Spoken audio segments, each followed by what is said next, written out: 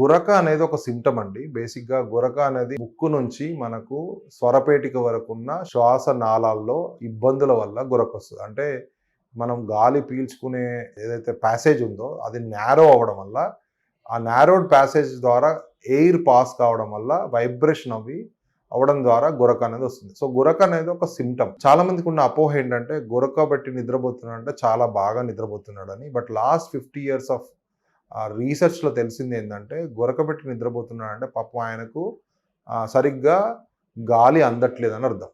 So, ముక్కులో గానీ, లేదంటే ఓరల్ క్యావిటీ, ఓరోఫారింక్స్‌లో గానీ, లేదంటే హైపోఫారింక్స్‌లో గానీ ఏదైనా అడ్డంకులు ఏర్పడినప్పుడు ఈ గురక అనేది వస్తది. అంటే నారో ప్యాసేజ్ గుండా ఎయిర్ పాస్ అయినప్పుడు.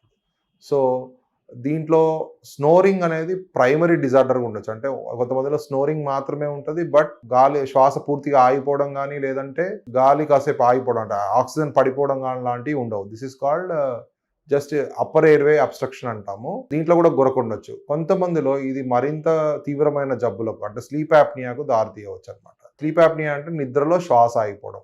సో, గురక అనేది స్లీప్ యాప్నియా యొక్క ఒక సిమ్టమ్‌గా మనం పరిగణించాల్సి ఉంటుంది.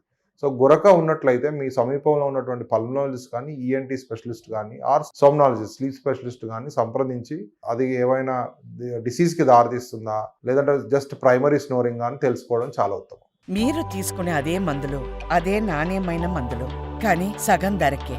అవును, మెడ్ ప్లస్ బ్రాండ్స్ పై 50 to 80% తగ్గింపు.